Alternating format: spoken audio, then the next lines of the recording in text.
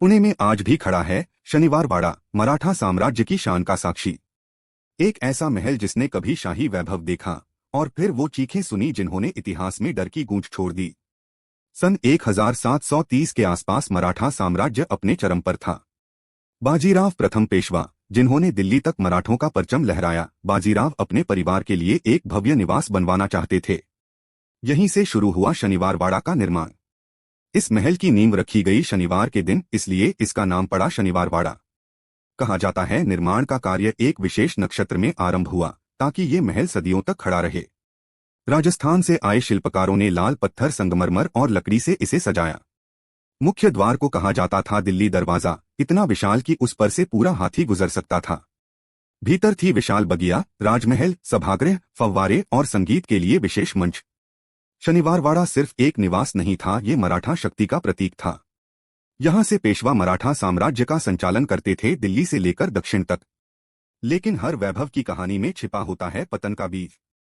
बाजीराव के बाद उनके पुत्र नाना साहेब पेशवा ने गद्दी संभाली, पर समय बदल रहा था।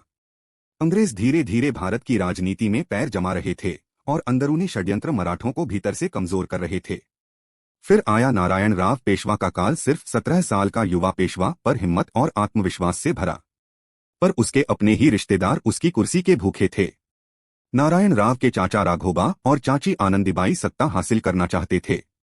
कहते हैं नारायण राव ने उन्हें नजरबंद कर दिया था, जिससे राघोबा के समर्थकों में गुस्सा भर गया। एक रात आनंदीबाई ने अपने पति राघोबा के नाम से संदेश भेजवाया, नारायण राव ला धरा, यानी नारायण राव को पकड़ो। पर संदेश पहुंचा, नारायण राव ला मारा, यानी नारायण राव को मारो। बस एक अक्षर ने इतिहास बदल दिया। 30 अगस्त 1773 की वो भयावह रात। महल के अंदर सन्नाटा था, पर गद्दारों की चालें चल चुकी थीं। बाहर से सशस्त्र गार्ड अंदर घुसे। नारायण राव अपने कक्ष में थे। जैसे ही तलवारों की चमक दिखी, वे चीखते हुए दौड़े, काका माला वांचवा, यानी चाचा मुझे बचाओ। पर कोई नहीं आया।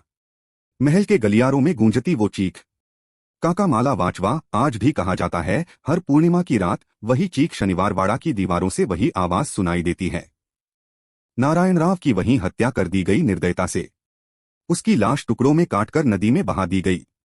इस कांड के बाद कहा जाता है कि शनिवार वाड़ा श्रापित हो गया। कुछ सालों बाद महल में आग लगी, इतनी भीषण कि 7 दिन तक जलता रहा। लकड़ी के महलों का सौंदर्य राख में बदल गया। आज जो खंडहर दिखता है वो उसी अग्निकांड के बाद के अवशेष हैं।